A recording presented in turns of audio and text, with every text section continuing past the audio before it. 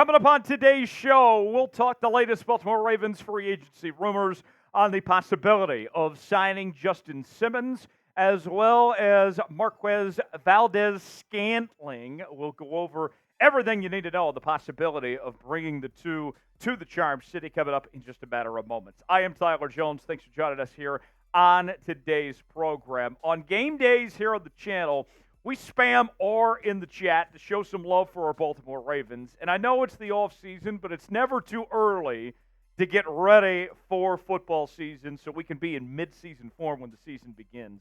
If you're a diehard Ravens fan, if you're a proud member of the flock, spam R in the comment section. We'll get started with today's show. The Athletic is suggesting that the Ravens could be in the market to sign veteran safety Justin Simmons in NFL free agency. Simmons, considered one of the best players still available at this point in time, was most recently with the Denver Broncos. And you look at the Baltimore Ravens, we know they have a good secondary, but could Simmons be a difference maker for this Ravens team? How would he potentially fit? Let's dive in to see what the Athletic had to say. A two-time Pro Bowl selection with 30 career interceptions, Simmons might be the top free agent in any position still available. If the 30-year-old is looking for another nice payday and a guaranteed starting job, Baltimore probably isn't the place for him. However, if he's trying to chase a ring and is intent on joining a top-flight defense, signing with the Ravens would make sense.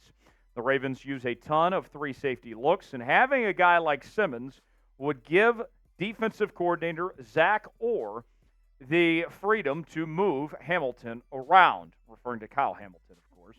Now, if you can find the money, and that's the first problem here. The Ravens don't have a ton of money, a ton of cash to spend right now.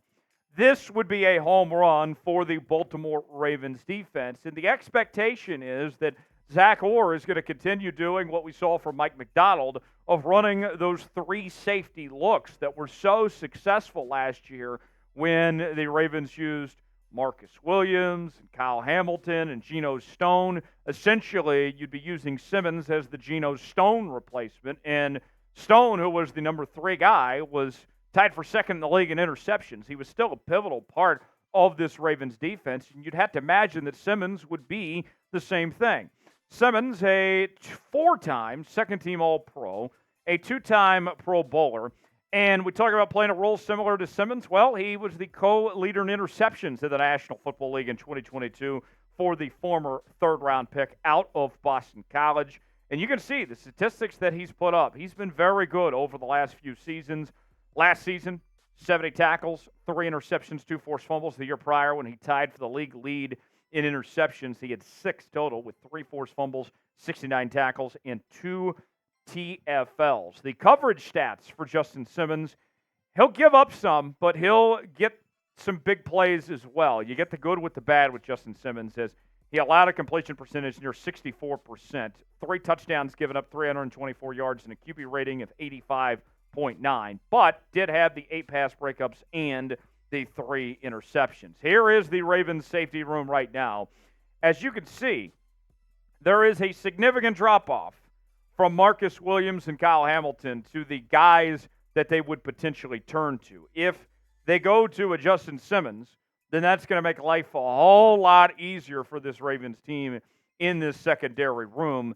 And then, not to mention as well, those 3 safety looks, all of a sudden you're looking at a 3-headed monster there with Simmons a part of the equation as far as that goes. So if they can pull this off, to me it makes a ton of sense. Should the Ravens sign Justin Simmons? It's our pinned comment today.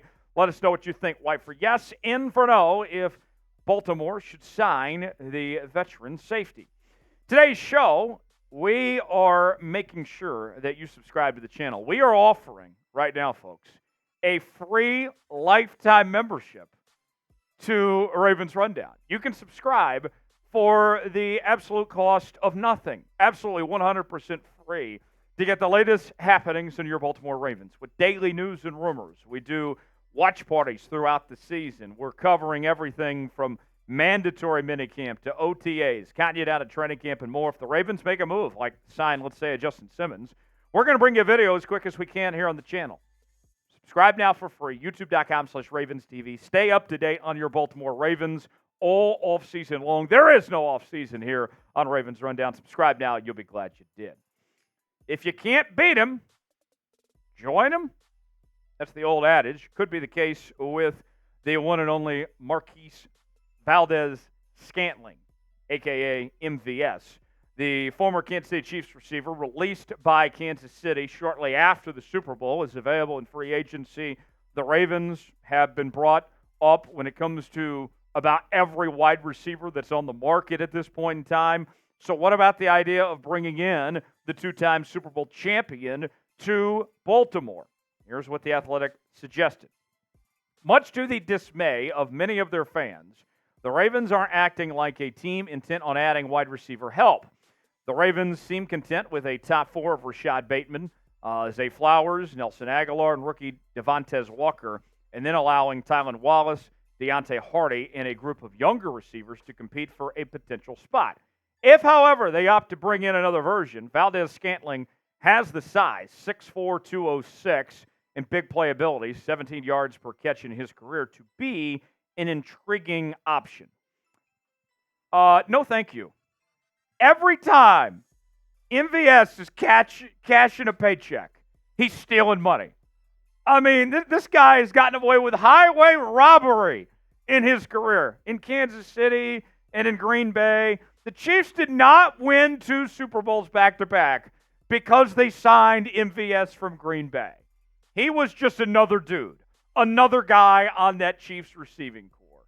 And we saw him have a few moments here and there. The yards per catch is nice, 17. That's cool.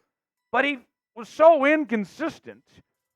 I'm not paying the money for MVS unless he's willing to pay for something very, very cheap. I don't see what much he would bring to this Baltimore Ravens team, if we're going to be honest here. Look, we've talked about some of these receivers that the Ravens could potentially snag, like a Cortland Sutton trade. Hell, I would even take Hunter Renfrow right now in free agency over MVS. There's a number of better options than having to waste cash on MVS. No man, no man, no man, to quote the great Jim Carrey. So, let's ask you. We'll talk more about MVS here in just a second. Should they really sign MV-freaking-S? I'm typing P for pass. No thanks. No thank you. Type S for sign, P for pass. Let us know what you think. Now, one guy I am excited about in Baltimore is Nate Wiggins, one of the brand new rookies for your Baltimore Ravens, the first-round selection. His jerseys are on sale now at chatsports.com/Wiggins. Whether you want to rep the home purple uniforms, maybe it's the alternate black or the road whites. We have all those. We got men's and women's options, all different sizes available. Go see for yourself. Chatsports.com/Wiggins is where you can find these jerseys. On sale now. They're going quick. Get yours today. Chatsports.com/Wiggins. The link is in the comments and description of today's video. More on MVS. Former fifth-round pick out of South Florida. Previously played with the Packers and with the Chiefs. And we mentioned won the 2 Super Bowl titles there with Kansas City the last 2 seasons. And statistically, as far as what he brings to the table on that front, you can see the production. He's had, the flashes, right? Where we've seen him be a difference maker, but not too often, right? 2022 was his best year in Kansas City. We're at 687 yards and 2 touchdowns. The best year of his career, you go back to 2020, the COVID year, when he had nearly 700 yards and 6 touchdowns. But after a year where he played in 16 games and only had 21 catches, and what I might add was just an awful receiving core in Kansas City last year, right? Maybe the worst receiving core in the NFL. And they needed MVS to step up. It was a huge opportunity for MVS. And that's what he had to show for it? I'm out. You look at the Ravens receiving core right now. Flowers, Bateman, Aguilar, your 3-headed monster. The Ravens seem to be pretty confident that Bateman's going to have a breakout season this year, and he's going to be worthy of being that number 2 receiver. We'll see. I would like to add another receiver. I would say go get another receiver, but not MVS. You can do better than MV-freaking-S as far as I'm concerned. Who's a player the Ravens should sign? What do you think? Let us know in the comments section. If it's not MVS, who is it? And it doesn't even have to be a wide receiver. Just name me a player you want to see them sign. Is it Justin Simmons? Chime in the comment section. Let us know what you think. Thanks for joining us here on Ravens Rundown. Subscribe now, and we will see you next time.